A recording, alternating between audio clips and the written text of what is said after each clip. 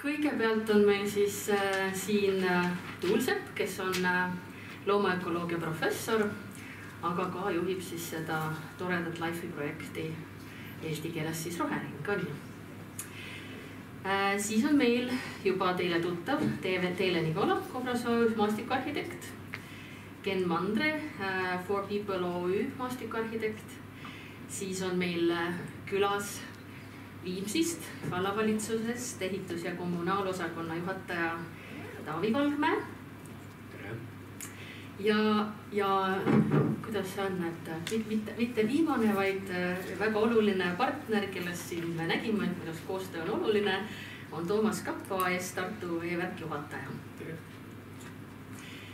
Ja kõigepealt ma siis alustaksin tegelikult, naised ees on ju ikka, et kõigepealt ma alustaks Tuul sinuga. Ja ma küsiks sinu käest sellist küsimust, et miks on üldse linnaruumis vett vaja? Aitäh, see on väga hea küsimus ja mul on mõnikord tunne, et ma liigungi bioloogina hoopis teistsugustes inforuumides kui enamik linna kodanikke, et ma käin konverentsidel, kas või Läänemere tervisekonverentsil, kus ma näen, et Läänemere mingid reostuse, liigtoitelisuse pildid kõik on punane, elupaigad on väga kehvas seisus, meil on elupaikade kadu, on üks kõige suuremad liikide väljasuremist põhjustav tegur. Ja tegelikult kus kohas neid probleeme tekib, kus neid saab lahendada, see on see, kus on inimesed. Ja inimesed on linnas ja linnas on ka tegelikult see vesi, mis lõpuks jõuab läbi kõikidele valgalade siis sinna jõkke ja lõpuks sinna merre välja. Ja see, et linnas vesi võiks aidata seda mere tervist parandada ja kokkuvõttes võib-olla ka tuua meie söögilauale kokkuvõttes puhtamat ja rikkalikumat kala, et võib-olla see on nagu see ring, mille peale iga kord ei tule. Tegelikult, kui me oleme vaadanud neid kehvas seisus elupaiku Tartu linnas, siis need on juba praegu elurikkuse tulipipppunktid, sellepärast et liikidel on lihtsalt jäänud ka väljaspool linna väga vähe kohti, kus olla, sest meil on intensiivne põllumajandus, intensiivne metsandus. Et need veekogud linnas on tegelikult juba praegu elurikkuse jaoks väga atraktiivsed. Ja mul on tunne, et tegelikult see, mida oleks vaja teha, et need oleksid veel heas seisus elupaigad ka, lisaks sellele, et nad praegu on sellised pelgupaigad, et see kõik tegelikult parandab ka linnaruumi ja võimaldab seda vett linnas paremini hallata. Ja ma toon ühe näite veel siit. Ma olin eile Tähtvere rattatänava kaasamiskoosolekul, kus plaanitakse siis kogu Tähtvere tänav Tartus muuta siis ratta prioriteediga tänavaks. Ja kohalike elanike survel siis oli nüüd esialgse plaaniga suurendatud parkimiskohtade arvu, mis esialgu oli 20 tänava peale 33-ks. Ja mille arvelt see tuleb? See tuleb siis kõigi nende pisikeste rohealade arvelt, kus kohas tegelikult vesi saaks imbuda paremini ja puhastuda enne, kui ta jõuab jõkke ja jõest merre. Et need otsused, mis inimesed ütlevad, et meile tegelikult on vaja seda parkimiskohta, see on kõik väga õige ja sellest tuleb aru saada. Aga samal ajal, kas kõik inimesed mõtlevad selle peale, et need otsused, mida me teeme just selle hästi väiksel skaalal, selle kohalikul tasemel, on kokkuvõttes need, mis viivad välja sinna jõkke, ojasse ja jõkke ja merre ja lõpuks ringiga tagasi meie toidulauale. Võib-olla see suures pildis kokkuleppimine on see, mis oleks nagu minu ideaal ja kus tegelikult teadlased kommunikatsiooniga saavad ka väga palju ära teha. Ja kas mulle tundub õigesti, et kui me ka alustame nüüd tulla selle planeerimiskonverentsi juurde, alustame nagu õigest otsast, et me tegelikult seda juba üldplaneeringus teeme need eeldused ja tingimused paneme paika, kuidas me tahame, millist linnaruumi me tahame kujundada, siis tegelikkuses aitab see kaasa ka sellele linnale kui ökosüsteemile on ju.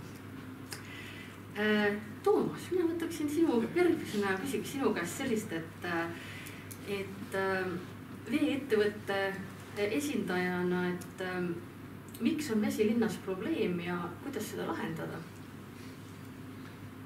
Kõigepealt esimesena ütlen, et soovitan kõigile vaadata Google'isse, kui suur on maakera, kui palju on siis maakera kõrval soolastet ja palju siis magevett on. See on hästi väike protsent, et see, et meil magevett on, see ei ole probleem. See, et meil on inimestel piisavalt vett ja see, et meil tegelikult suhteliselt süsteemselt sajab, kuigi ikka mõnikord on pikad põuaperioodid, siis see tegelikult siin takistab, see on nagu see üks pool. Mina väidan teile, et üks ettekanne puudu. Ongi veeettevõte, kes oleks siin võib-olla sättinud.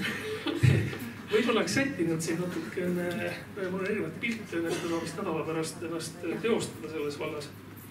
Aga ega see veeettevõte üldse on kolm suures plaanis. Üks on see, mida inimesed joovad, üks toru. Teine toru on siis see, kus see, kui reo sisse pannakse, siis me võtame selle vastu. Ja kolmas on sadevesi ja kui te näete, siis tuleb valin vihma, keda siis pekstakse. Kõigepealt natukene heal juhul kohaliku omavalitsuste alati ajakirjanike helistab veeettevõttele, et mis seal on. Toomas, mis juhtus? Jah, ja nii midagi on, et need on seal. Aga see vaade on tegelikult selline, et ega siin konverentsis tuli välja, et ega me suhteliselt palju ajame sarnast asja. Et ega meil ei ole võimet ehitada torusid nii suuri, et kogu linna territooriumile tuleb vesi oleks võimalik ära juhtida. Ja see tähendab seda, et need on dimensioneeritud ja vastupidi, kui kinnistu tuleb püsima, siis me täna anname ju välja tingimused, et sa saad ära juhtida nii palju. Sa oled ülejäänud jaoks tegema omale puhvri, sõltuvalt piirkonnast, kas siis on kuupmeeter 100 ruudu kohta 2 või 3, et siin tegelikult on see šanss olemas. Just nimelt tekitada sinna kõiki neid asju, pidurdada väga, selle kohaselt on ühte veel. Ja ma näen siin väga suurt rolli selle veerikkuse juures. Aga ma ikkagi jälle ei saa mööda veest, mis on pinnases, immutamisest, kõikidest muudest tingimustest. Mul oleks pikk rida nüüd Annelinnast pilte, aga sealt, kus Jürgen intervjuu võttis. Eelmisel nädal, kui ta keegi vaatas seda graafikut, siis öösel oli miinuspäeva pluss, sulab, sajab. Me peame arvestama looduslähedaste lahendite juures minu arvates 2 väga olulise asjaga. Üks ongi see kliima. Kui me selle võtame arvesse hästi teeme, siis me saamegi hästi tehtud. Me ei tekita kahju. Siin peab arvestama pinnavee tasemel kõige muuga. Aga teine asi on, ma küsin, mis te arvate, mis asi see on? See on naastrehvide puru. See konkreetselt on võetud välja röövapuhasti liivapüünisest. Aga mul kodus on üks kühvlitäis puru. Vaadake, kui autod sõidavad, naastrehvid kakuvad teelt seda tolgu. Kui te lähete täna tänavale, Turu tänavale, siis te näete mingi sodine kõik see on. See enne oli ta vedelas olekus ja kui keerata vedelas olekus purk teistpidi, siis ta ei kuku siia alla. See on seda, et ta on niivõrd paakul. Nüüd see naastrehvidega talve jooksul üles kista terve see sodi on nüüd see, mis siis tegelikult omistab erinevad impalad, kõik need muud asjad ära. Ta ei tee seda ühe talve jooksul, ta teeb seda pikema perioodi jooksul. Mul pilte, kus on tegelikult ära paakud, see koht, kus on muru kivi. Ja kus autopargid tegelikult kõige viimased on märg, eks ole. Kui me saaks sellest lahti, siis meil oleks looduslähedased lahendid palju, nii et see jutt tegelikult on see, et me tegelikult tahame suhteliselt ühte sarnast asja selle sademe ära, kas ma ütlen, hajutada. Ja teine osa, mis on, et ikkagi me peame arvestama sellega. Poolne asfalt, tal ühte talve ei ole mitte midagi, talupoja tarkus. Tegelikult jää külmudes ja paisub, sulades paisub. Isegi juba talunik pani tünni mõni kepi selleks, et see jää seda tünni tal ära ei suhu. Ja peame kõik need asjad arvesse võtma, siis me saame hakkama. Et siin on aga hästi palju lahendus on siin kõlanud. Võib-olla ei liiga pikaks rääkima, aga olen taht ettekande teha. Jaa, sa võid selle praegu siia panna. Jaa, ma olin ka rõõmsalt üllatunud, kui ma nägin, et kõigile siis reklaamiks, et Jürgen siin korraldab järgmine nädal ja pärast on uute TV-st nähtav, on ju, ülekannet on võimalik näha, on siis Veeteed linnas seminar. Salvestust on võimalik näha siis pärast, jah.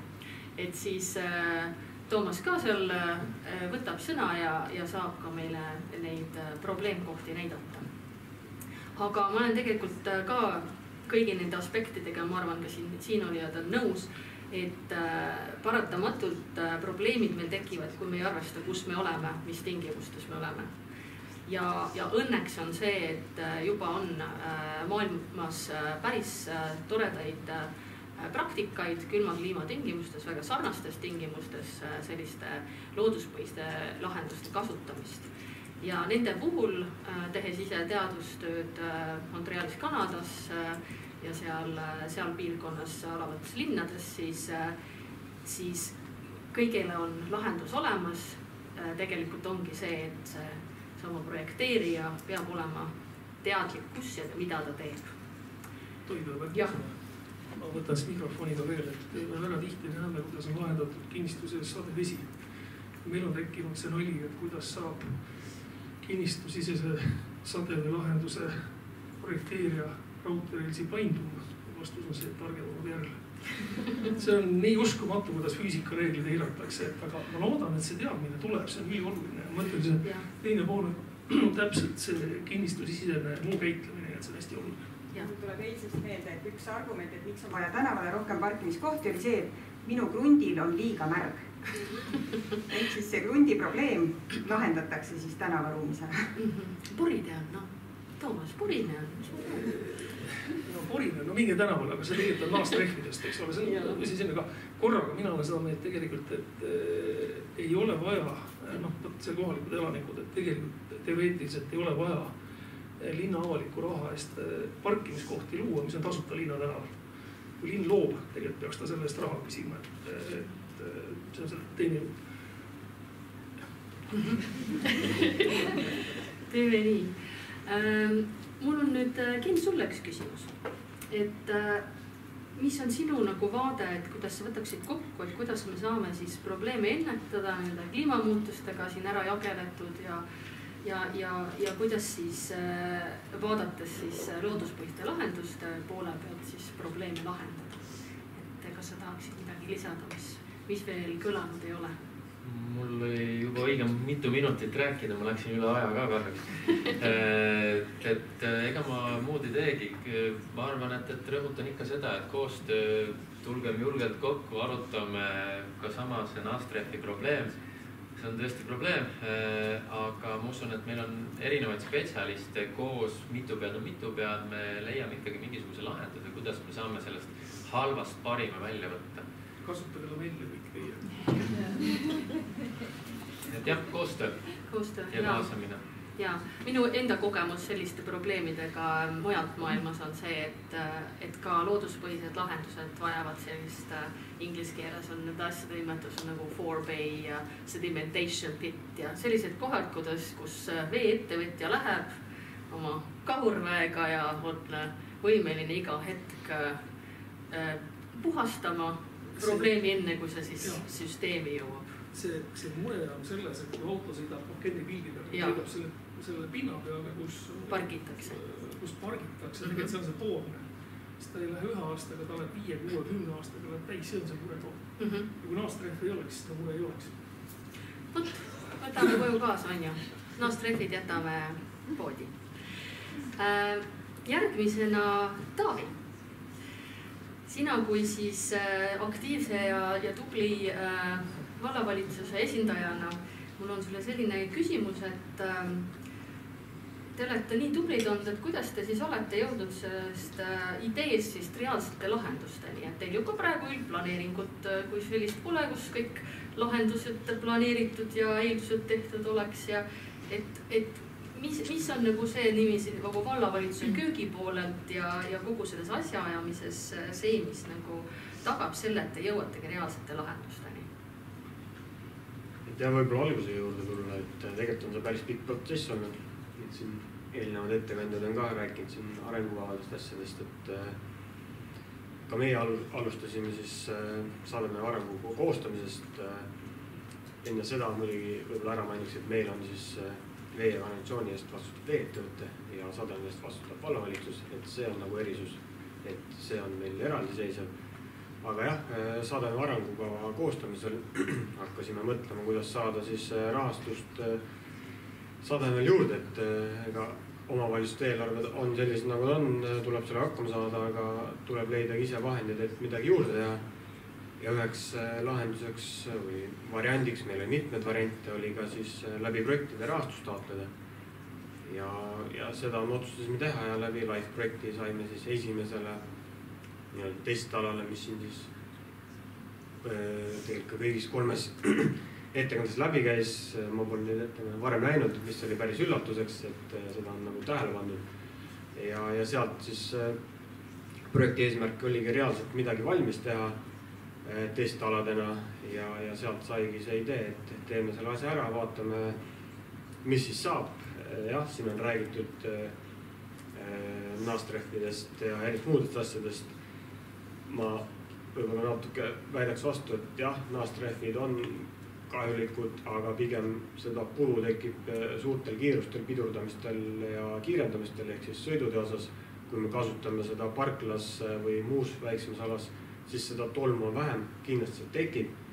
Aga meie ise näiteks hooldame seda treenne asfaldi osa, siis suvel samamoodi hooldame ka igast teisi parklaid, et loomulikult kaasnevad kulud on ka teiste aladega, nii et siin selles osas ei ole erisust. On ka teisi lahendusi meil, pigem ongi see mõte, et teeks midagi teistmoodi või lahendaks midagi muud moodi, et see asfaltplats keset linnalist keskkonda võib-olla ei ole nii sobilikum, inimeste soovid, mõtted, küsitlused, kaasata neid, et täna on see mõttemaailm inimestele, et asi võiks roheline olla, inimesed liiguvad rohkem ja sealt ka meie lähenemine. Ja, aitäh. See on tore sissevaade, Toos, kas sa tahad korraks kommenteerida või? Küsimus ongi sellest, et kui auto peatub, siis polakas temperatuuride mõjul tegelikult kukub siin alla, tuumistab. See oli mitte see, et kiirendamist ja aegustamist.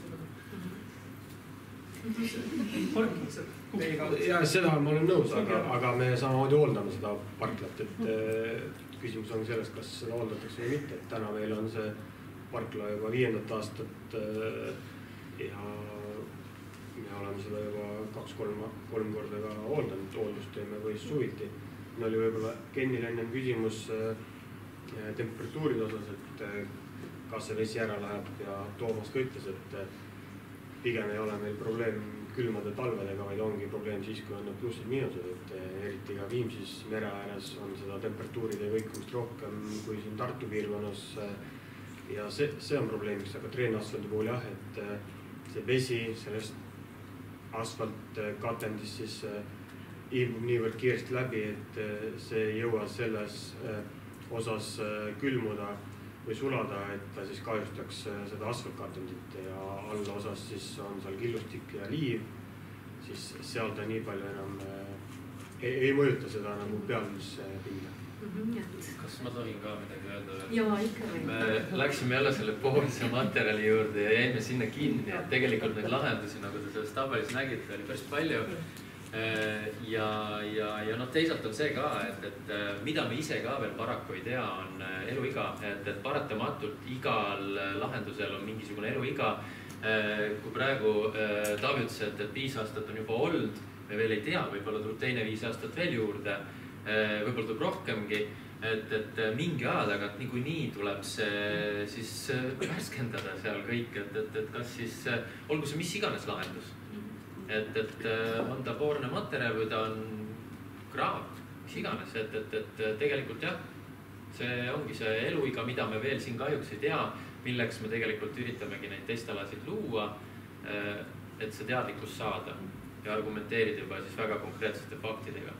See testalade põhine ja kohalikesse oludesse sobivate lahenduste loomine on minu meelest nagu teadlasele hästi-hästi atraktiivne lähenemisviis, et sellise lähenemisviisi puhul sa oled valmis selleks, et mingid asjad ei tööta ja sa oled valmis sellest õppima, sa oled valmis seda kommunikeerima, et teised samu vigu ei teeks. Et see on see võib-olla, mida peaks ka julgemalt linnaruumis katsetama, siis projektipõhised rahastumismeetmed seda ka võimaldavad ja tihedam koostöö siis jälle ka teadlastega, näiteks Tartu Ülikooli või Tallinna Tehnikaülikooliga või Maaülikooliga.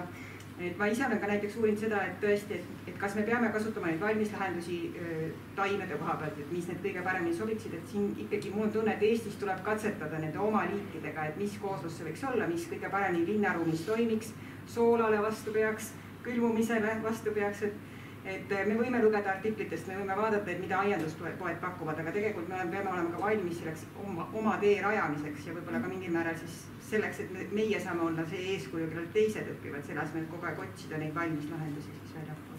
Ja näiteks minu enda kogemus Kanadast on see, et et kus on nõudlus, seal on pakkumine, et seal on näiteks kohalikud niinimetatud siis nurserid või puukoolid ja nii edasi, aiandid olemas, kes pakuvadki, on spetsialiseerunud kohalikele liikidele ja on spetsialiseerunud sellele, et näiteks üks ettevõte müübki ainult märgalataimi. Et meie selleni veel paraku pole jõudnud ja paljugi on niiviisi, et maastikuarhitekt läheb ja planeerib ja mõtleb, et issand, kui äge siia panna seda, kolmandat. Ja siis, kui reaalsus jõuab kätte, siis pole mida võtta, on ju. Võib-olla siin soolade poole pealt, et käis see teema läbi, et näiteks me Viimsis mingis osas soolasid üldse sõidutee hooldusele ei kasutagi, et ongi ainult sahkamisega ja kõnniteedel me ei kasutame graniitkildu, et ka see mõjutab meil looduskeskkonda neid taimeni, et mida me saame siis kasutada meil looduspõhistes lahendustes. Ja aeg ruttab siin armutult, aga üks asi on, mida ma tahtsin tegelikult kõigi teie käest küsida, oli see, et Teele, sina kõigepealt, tegelikult on sinul küsimus veel küsimata. Et kui sa võtaksid kokku nagu enda kogemuse põhjal ja vaadates siis seda planeerimise poole pealt, et siis mida me siis peaksime tegema, mis on kõige olulisem sinu arvates selleks, et siis linnaruum saaks niiviisi planeeritud, et ka sellised lahendused sinna ära mahuks ja vesi ära mahuks linna? Ja, kõigepealt ma pean alustama sellest, et ma ütlen Toomasele, et ma olen süüdi. Et ma kahetsusväärselt elan Lõuna-Eesti Mägismaal ja ilma naastrehvideta ma kodust sageli välja ei pääse. Aga see selleks. Nüüd planeerimise juurde tulles on see lugu, et kindlasti, kes te olete siia kogunenud, te teate, et planeering on ühiskondlik kokkulepe. Ma arvan, et see on oluline, et me tuletame seda meelde. Ja nende looduspõhiste lahenduste puhul samamoodi. Meil on ühiskonnana vaja kokku leppida, et me vajame seda. Ja siis on meil võimalik ka teha neid otsuseid, et võtame mingi osakaalu eramaast. Loovutame selle avalikuks huviks meie kõikide jaoks. Ja nüüd planeering on see, mis selle õigusliku aluse meile annab, et me sealt saame edasi minna. Ma arvan, et ma rohkem ei ütle. Ja, ma arvan, et see väga hea kokkuvõte, et see täpselt, et see motivatsioon peab tulema nagu meie kõige poolt on ja see koostöö aspekt on hästi oluline. Ja tegelikult ongi, et tagasi minna siis motivatsiooni küsimus on mul kõigile, et me oleme siin Eestis külma kliima tingimustes, enamus aega me räägime valgetest ja pruunitest ja poristest ja hallidest infrastruktuuridest, siis mis nagu teid motiveerib tegutsema, motiveerib nagu lahendusi leidma, et vesi ei oleks meie linnaruumis probleem, vaid lahendus. Teile sinule juurde äkki tagasi kõigepealt. Ja, no mina maastikuarhitektina, kui ma juba selle eriala valisin, siis ma sain aru, et mul tuleb tegemist teha inimestega ja loodusega. Ja kui ma need nagu kaks kokku panen ja mõtlen nende hüvedele, siis ma leian, et see on minu kui professionaali eetiline kohus pakkuda välja neid lahendusi, mis töötavad mõlemale poolele. Ja, väga hea. Mind motiveeris võib-olla sellise praktilisema linnaruumiga tegelema see, et ma tegelikult teadlasena olin pikalt sellise rohkem teoreetilise teadusega tegelenud ja nägin, et tegelikult ökoloogidel on juba väga palju teadmisi, aga need ei jõua praktilistesse lahendustesse välja, et seal on mingisugused lülid puudu. Ja see lüli ei ole isegi need suured arengukavad, sellepärast et nii Tallinna kui Tartu kui ka teiste linnade sellistes väga baasarengukavad on juba aastakümneid väga palju sellist looduse kesksust sees. Et see koht, kus kohas öeldakse, et ei saa, see on kuskil allpool ja selleks tuleb tegeleda kommunikatsiooniga ja samal ajal ka praktiliselt sellega, et sa hangid neid vahendeid ja toetad ja suhtled ja näitad, et kuidas ikkagi saaks. Et see on väga põnev ja see on ka see, mis tegelikult annab lõpuks mingeid reaalseid silmaga nähtavaid tulemusi. Et kui ma näen, et minu projekti tulemusena sai lõpuks supilinna tiik puhastatud ja midagi on toimumas ka Jaamamõisa ojaga praktiliselt, et siis see tegelikult on hästi võimestav tunne teadlase jaoks. Taavi? Mitmed teemad käinud, aga omavalitsuse põhjal alati on eelarve oluline ja ma siin ütleks, et säästlikud sademelahendused ei ole kallimad kui tavalahendud, et kindlasti mõni lahendus on odavam ja see loob võimalust luua rohelisemat keskkonda, et kindlasti raha, mis siis määrab oluliselt palju nii omavalitsuse kui ka Tartus toimetab veeettevõtte sellega, piirab meie tegevusi ja selles osas jah, võib-olla on arvamus, et säästlikud lahendused on kallimad, siis ma pigem väidaks vastu millist. Seda tegelikult saad sa tagada väga erinevaid funktsioone ja hüvesid ühele samal kohal ja selles mõttes on see multifunktsionaalsus ka, mis on ju lõpuks ära tasub. Neid saab kombineerida, et nagu enne ka mainiti, et on toru, on kraav, on liibedi, kõik muud asjad, et siin selles suhtes on võimalik seda lahendada erinevalt. Mul juba rabati vastus käest ära, aga minu huvi nende lahenduste vastu tekkis ülikooli lõpuaastatel oli praktikal Taanis ja selleks ajaks täpselt vahetult enne seda, kui mina sinna praktikale läksin, oli tabanud Kopenhaagenit siis see suur üleujutus, nägin seda kõike, kuidas hirmsasti pidid nad siis hüvitama kindlustusmakseid ja nad olid siis põhimõtteliselt küsimuse ees, et kas nad jätkavad nii, nagu nad on teinud või nad hakkavad siis mingisugust alternatiivi pakkuma. Ühesõnaga nende igapäeva projekteerimispraktikas olid jõudnud need sademevee lahendused looduspõhised siis ja ma nägin seda, kui ägedat ruumi sõna otseses mõttes on võimalik luua nende abiga ja siin ma siis nüüd olen. Ja, et mulle tundub ka, et motivatsioon võib tulla erinevaid teid mööda, et kas näpistab kuskilt ja veega on probleem või vett on vähe või linna loodust on vähe ja teiselt poolt see, et meie motivatsioon seda nagu olukorda parandada. Toomas, mis sind motiveerib veega tegelema? Juba aastaid palju? Võtleksin, tegelikult oli Aksel Kihi abilinnad ja ta oli 3 aastat olnud abilinnad, kes vastus linnamannuse eest, ükskord satas lund, see oli viimane töötööst. Nüüd ma üle pääsen tunda mõnus, et lumest ägumast. Vähem telefoni mõnesid, kui niimoodi valimud tulevad. Et ega on ju tavavihm ja on hästi suured vihmad ja me Tartus ju saime sellest aru siin, et riiklik kliimateenistus ei toeta meid, et Tõraverest ei tohi üldse anda mingid andmeid Tartu vihma kohta, see on maksimaalselt 4 kilomeetrit jaamast. Ja mulle seda teemat fanaatiliselt tahan, sest iga kord, kui valimud tuleb, saame pikki päid.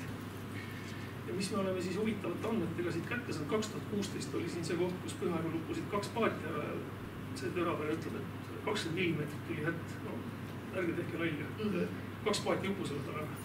Siis tuli üle Pühaärve Tartu, tuleks Kohtla-Järvele. Tol hetkel saime aru, et kurat, see ei ole nii. Tartus me kaardistasime neid kohti, mis uppusid lisaks Aiguveele, eks ole, mis me tegime. Aga see teine pool oli see, et me panime ise 2 tähendat jaama ja me püüdsime kinni päris huvitavad andmed. Näiteks tuli ju üle-eelmine aasta 1,5 tunni jooksul Puiesti piirkonnas 72 millimeetrit sadet. Tolud projekteeritakse 20 millimeetrit, eks ole. Samal aastal Itaalias ühes linnakest tuli 742 millimeetrit. No see oli uputus, eks ole. Et mis tähendab seda, et me peame enda jaoks nagu need teemad ära mõtestama ja üks mõte muidugi, mis ma siin kindlasti ütlen, et roheala, kui ta on kaldu, kui tuleb palju vihmist, aga mingil hetkel asfaltina on seda 10 milli, on seda 17 milli, sõltub paljudest asjaoludest, eks ole. Ja kui me nüüd kõik suudame arvesse võtta, siis me saame hakkama. Ja ma arvan ka, et tegelikkuses on lahendused olemas, nüüd on aeg käised üles käärida ja tööle hakata, et nende elluviimiseni jõuda ja ma olen täpselt nõus sinuga, et vabandust väga, aga ainult lillepeenardest ja nii edasi meil linnaruumis ei piisa, et me tegelikult peame mõtlema selle multifunktsionaalsusele, me peame mõtlema sellele, et mul toreda Orhusi kolleegi Kristiina Mardi sõnad on väga armsasti eesti keeles, et tuleb leida veele parkimiskohad. Ehk siis, et kuhu me selle vee siis pargime enne, kui ta siis maa alla meil ära kaob. Ja kui sina planeerid, siis paneks veel südamele. et ärge jätke need katusele, ärge suruge katusele torusse, laske ta asfaltplatsi peale. Kui aastas 2 korda valib vihma ja asfaltplatsi peale kas 1 sent või 5 senti, et siis ei ole see mingisugust vahet. Ajakirjandus saab kirjutada, see on kõige parem auto 5 sent teha. Aga seal on vaja siis vaadata disain, kõik muud asjad. Täpselt, et näiteks, et lihtsalt Kopenhaagen tuli siin näiteks, et Kopenhaagen planeeris oma linnaruumi niiviisi, et kui linna siis teedel on vesi pahkluuni, aga kõnniteed ja hooned on kuivad, siis see ongi see hästi pargitud vihm, mis tagab selle, muidugi neil on palju ka neid looduspõhiseid lahendusi, aga mõte on see, et oma planeeringutes ja oma kogu selles töös peab arvestama sellega, et Toomas ei kurvastaks ja keegi siit teistest kohalolijatest ei kurvastaks, on ju, ja et vesi oleks meil ikkagi osa lahendusest ja loomulik osa ka meie linnakeskkonnast. Et aitäh, et te tulite. Suured tänud ja ma loodan, et see diskussioon saab jätkuda ka väljaspool sessiooni.